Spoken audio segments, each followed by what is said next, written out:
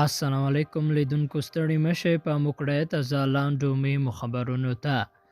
مجاهد د اسلامي امارت له پلاوي سره د اسماعیل خان او مسعود د لیدنې په خلای کړای د افغانستان اسلامي امارت عمومي ویان د ذبیح الله مجاهد په تهران کې د اسلامي امارت له پلاوي سره د اسماعیل خان او احمد مسعود د لیدنې خبر تایید کړای دی نوموړي پر خپل ټویټر لیکلي چې اسماعیل خان او احمد مسعود په تهران کې د اسلامي امارت له پلاوي سره لیدلې دي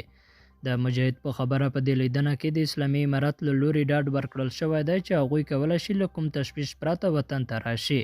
د نوموړي په وینا اسلامي امارت هڅه کوي چې د هیواد راتلونکی د ټولو لپاره د ډاډ وړ وي او هیڅ چاته د مخالفت دلیل پاتې نشي د یادونه ده چې اسماعیل خان د تیر نظام په وروستیو شپو او ورځو کې او احمد مسعود واک ته د طالبانو تر رسیدو وروسته د اسلامي امارت پر وړاندې د جګړې اعلان وکړ خو تر لږ مقاومت وروسته بهر ته وتښتېدل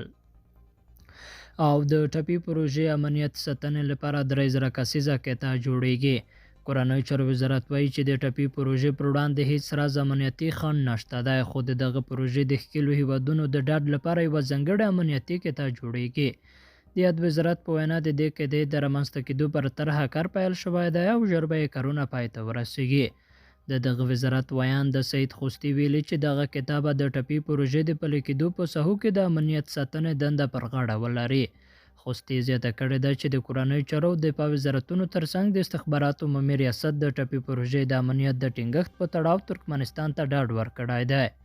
د یادونه ده چې د قانون وزارت هم ویلي چې اسلامي امارت واک ته تر رسیدو مخکې هم د غازو د نلۍ کې د امنیت په تړاو ترکمنستان ته ډاډ ورکړی و